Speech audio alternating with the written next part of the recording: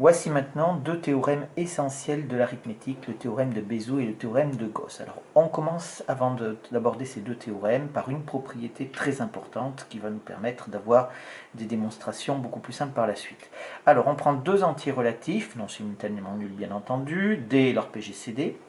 Et on a cette propriété 1 là qui est très importante, c'est-à-dire qu'on pourra toujours trouver deux entiers relatifs tels que si on fait la combinaison linéaire entière de A et B avec U et V, eh bien c'est égal à D, c'est-à-dire c'est égal au PGCD. Ça on peut le faire avec n'importe quel entier, on pourra toujours trouver une combinaison linéaire qui est égale au PGCD. Et la deuxième partie de la propriété, c'est que si on prend ces combinaisons linéaires entières ici, de A et de B, eh bien ce sont toujours des multiples de D, c'est-à-dire du PGCD de AB. Alors, on passe à la démonstration. Donc la démonstration, le premier, c'est l'existence de ces deux entiers relatifs. On va bien entendu utiliser l'algorithme d'Euclide. Donc j'ai commencé à l'écrire. Donc A est égal à B fois Q0 plus R0, ça c'est la première étape. Ça implique qu'on peut calculer R0. R0 qui va être égal à A moins B fois Q0.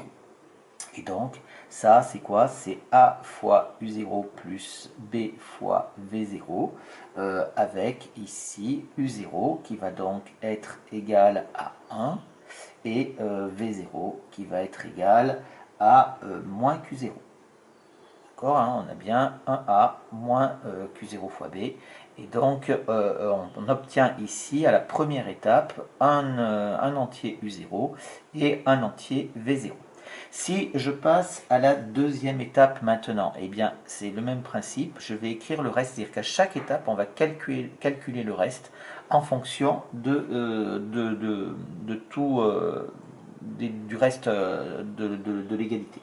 Donc ça nous fait R1 qui va être égal donc à B moins Q1 fois R0. Oui, mais là, ça va nous faire quoi? Ça va nous faire B moins Q1.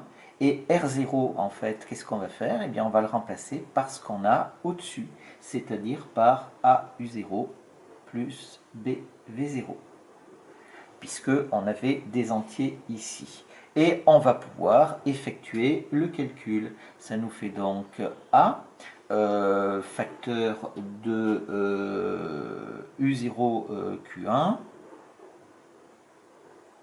de moins U0Q1, pardon, oui, moins U0Q1. Et ici plus B, facteur, donc là j'avais donc A qui est ici, et B j'en ai donc 1 ici, je fais des factorisations partielles avec A et B, donc 1 moins Q1 V0. Et donc du coup, ça me fait bien, est égal à A fois U1 plus B fois V1, cette fois-ci, avec ici U1 qui est égal à moins U0Q1 et V1 qui est égal à 1 moins Q1 V0.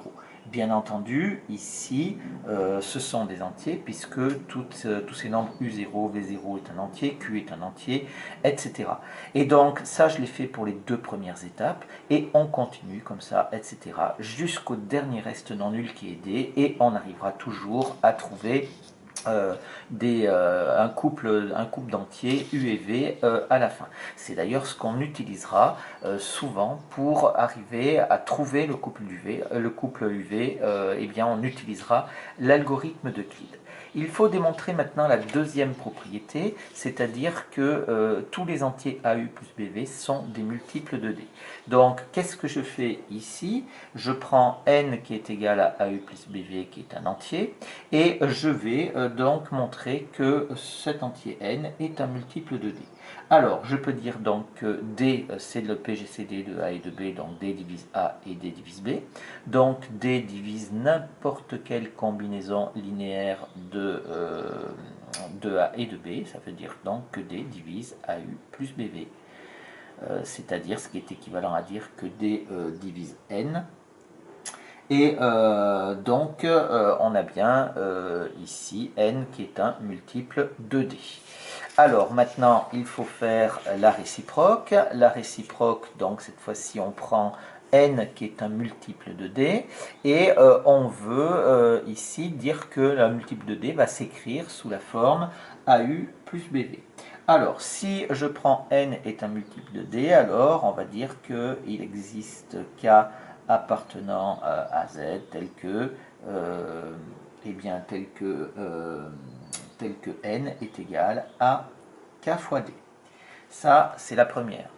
Mais après, on sait, si on applique la première propriété, qu'il existe, eh bien, il existe U et V tel que, ici, tel que D, le PGCD est égal, enfin le diviseur, est égal à quoi? Est égal à AU plus BV.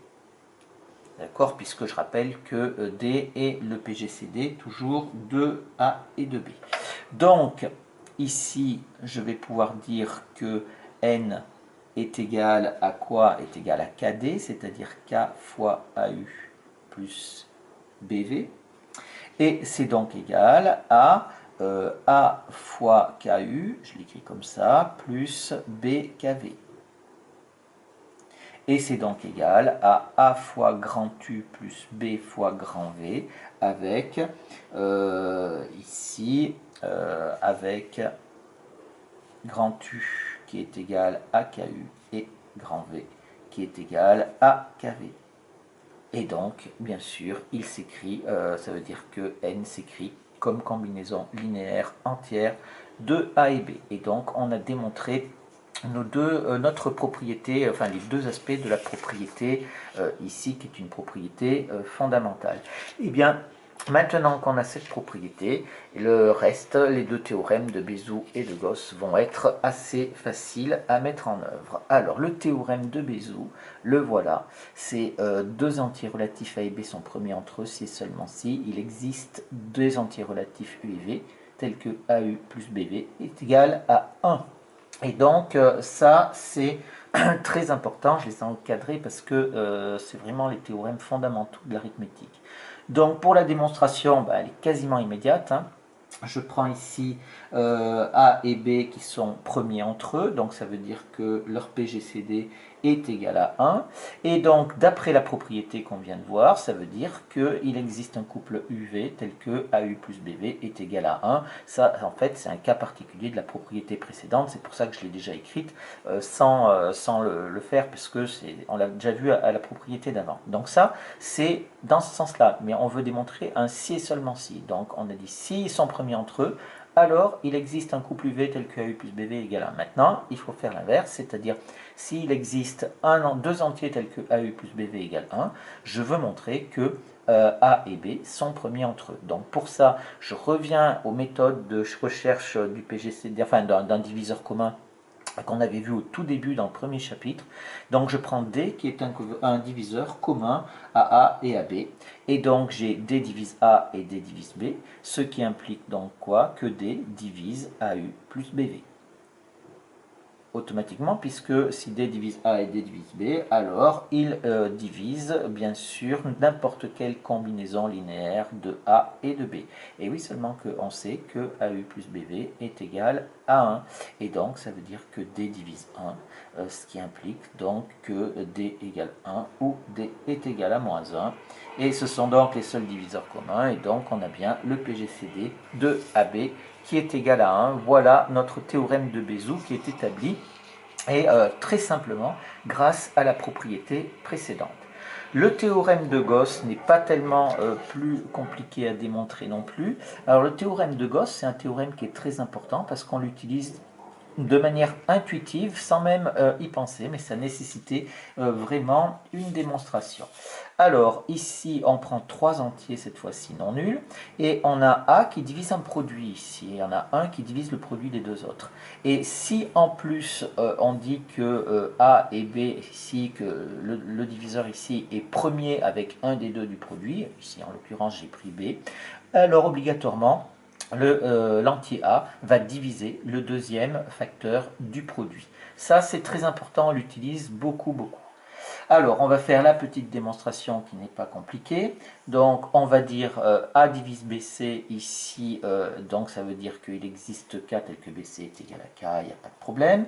Ensuite, on a le PGCD de AB, donc j'applique le théorème de Bézout, ça veut dire qu'il existe un couple UV tel que AU plus BV est égal à 1. Et donc maintenant, je vais pouvoir dire que si j'ai AU plus BV égale 1, je vais pouvoir multiplier par C de chaque côté. Ça nous fait donc CAU plus CBV qui est égal à C, obligatoirement.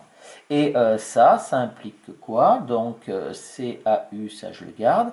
Et oui, seulement que BC, j'ai dit que c'était égal à KA. Ça nous fait donc plus KAV est égal à C.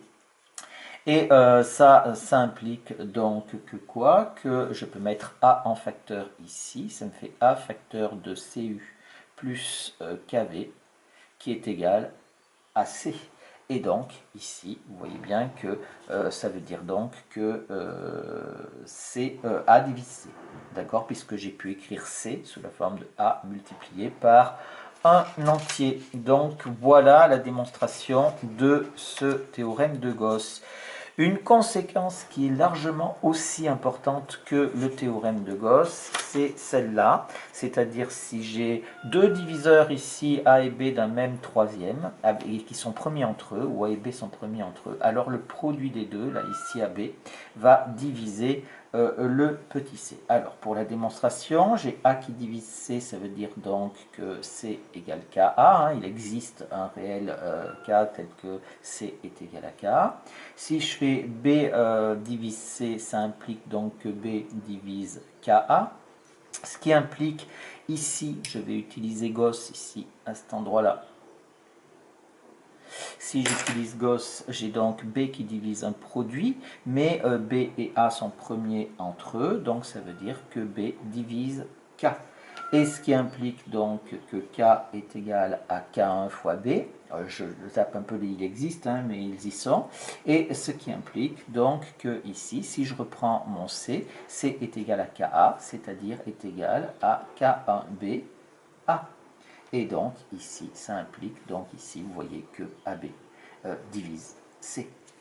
Voilà la démonstration de cette conséquence. Alors les deux théorèmes, le théorème de Bézout, le théorème de Gauss et sa conséquence, sont trois théorèmes fondamentaux et extrêmement importants qu'on utilise énormément en arithmétique.